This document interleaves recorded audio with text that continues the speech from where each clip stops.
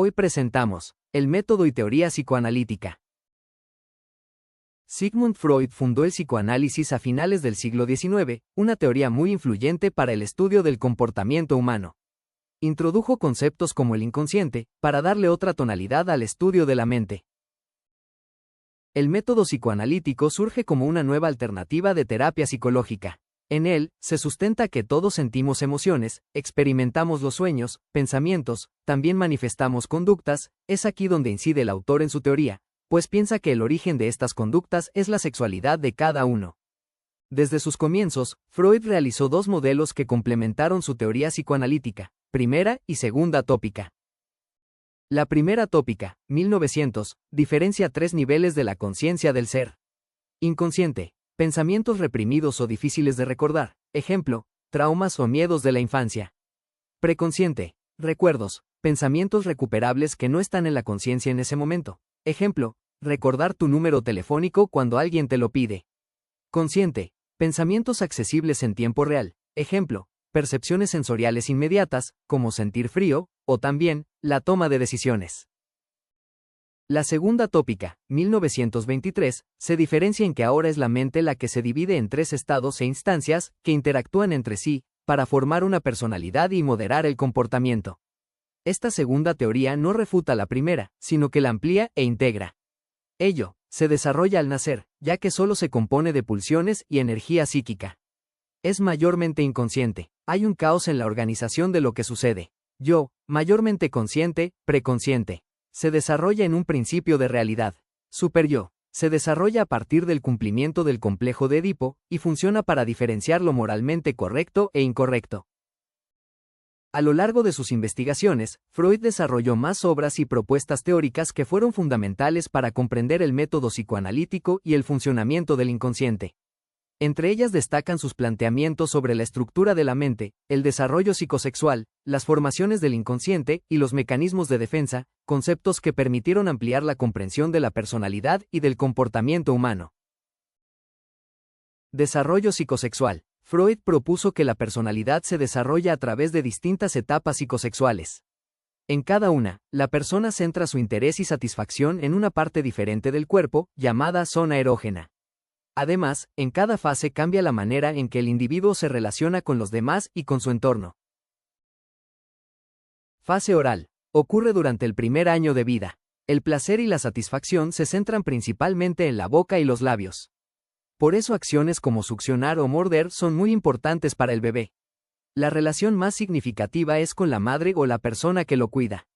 Fase anal. Se desarrolla aproximadamente entre los 2 y 4 años de edad. El interés se enfoca en el control de esfínteres y en la zona anal, por lo que el niño aprende a retener o evacuar, relacionándolo con sensaciones de control y autonomía. Fase fálica. Aparece alrededor de los 5 o 6 años de edad. La atención se centra en los órganos genitales y surge el llamado complejo de Edipo. En esta etapa, el niño o la niña desarrolla mayor interés y apego hacia el progenitor del sexo opuesto y puede percibir al progenitor del mismo sexo como una figura de rivalidad. Freud señala que en esta fase aparece la angustia de castración, entendida como el miedo a perder el pene o ser castigado. Este temor llega a ser más fuerte que el apego hacia la madre dentro del complejo de Edipo, por lo que el niño termina identificándose con la figura paterna. La culminación del complejo de Edipo ocurre durante esta fase. Según Freud, superar adecuadamente este conflicto es necesario para alcanzar un desarrollo emocional más maduro. En cambio, cuando estas experiencias no se resuelven y permanecen inconscientes, pueden relacionarse con conflictos emocionales o rasgos neuróticos en la personalidad. Freud también habló del complejo de Edipo negativo, que ocurre cuando el niño siente mayor apego hacia el padre y percibe a la madre como una figura que interfiere en esa relación afectiva. Etapa de latencia. Va desde los 6 años hasta la pubertad aproximadamente. Se considera un periodo de calma en el desarrollo sexual, ya que la energía se dirige hacia la escuela, amistades y actividades sociales. También se fortalece la personalidad y el control emocional. Etapa genital. Inicia en la pubertad y continúa durante la vida adulta. En esta fase madura el interés afectivo y sexual, y las relaciones se orientan hacia otras personas de manera más estable y consciente. Sexualidad infantil y experiencias traumáticas. Freud consideraba que la sexualidad está presente desde la infancia. En algunos casos, la curiosidad o el interés relacionado con la sexualidad infantil puede despertarse antes de tiempo debido a experiencias como situaciones de seducción, el nacimiento de un hermano, la exposición inesperada a la desnudez de adultos, accidentes o experiencias fuertes como la muerte. Cuando estas experiencias generan una excitación o impacto emocional demasiado intenso para la capacidad del niño, pueden convertirse en situaciones traumáticas. Esto provoca que el niño relacione aspectos de la sexualidad o la genitalidad con sentimientos de miedo, amenaza o angustia. Formaciones del inconsciente. Las formaciones del inconsciente son manifestaciones simbólicas mediante las cuales los contenidos reprimidos logran expresarse burlando la censura de la conciencia. Freud señaló que operan principalmente mediante mecanismos de desplazamiento y condensación. Las 4 manifestaciones del inconsciente son: los sueños. Freud los consideró la vía regia hacia el inconsciente. Durante el sueño, las barreras de la conciencia disminuyen y los deseos reprimidos logran expresarse de forma desfigurada a través de imágenes visuales. Lapsus o actos fallidos, también llamadas parapraxias, consisten en olvidar nombres, perder objetos, o cometer errores de acción aparentemente accidentales. Para el psicoanálisis, ocultan una intención o resistencia inconsciente. Ejemplo: olvidar las llaves de una casa a la que en el fondo no quieres ir. El chiste. El humor funciona como un mecanismo de liberación. Permite expresar impulsos agresivos o sexuales de manera socialmente aceptable mediante el ingenio, generando una descarga de tensión. El síntoma. Es la formación más estable y resistente del inconsciente. Representa una satisfacción sustitutiva. Cuando un deseo reprimido no puede realizarse directamente, el psiquismo lo canaliza mediante síntomas físicos, emocionales u obsesivos. Mecanismos de defensa. No siempre reaccionamos enfrentándonos directamente a la causa de las frustraciones. En muchas ocasiones utilizamos estrategias inconscientes destinadas a evitar el displacer o protegernos de la ansiedad. Estos procesos fueron estudiados por el psicoanálisis y reciben el nombre de mecanismos de defensa. Represión. Consiste en impedir que pensamientos o sentimientos dolorosos entren en la conciencia. Ejemplo: deseos agresivos hacia otra persona.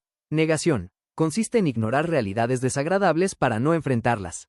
Ejemplo: enfocarse excesivamente en el trabajo para evitar problemas personales. Fantasía. Consiste en imaginar aquello que no puede conseguirse en la realidad.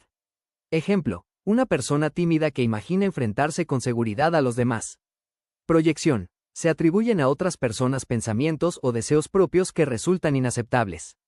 Ejemplo: sospechar de infidelidad porque uno mismo desea ser infiel. Regresión. Implica volver a conductas de etapas anteriores del desarrollo ante situaciones de estrés.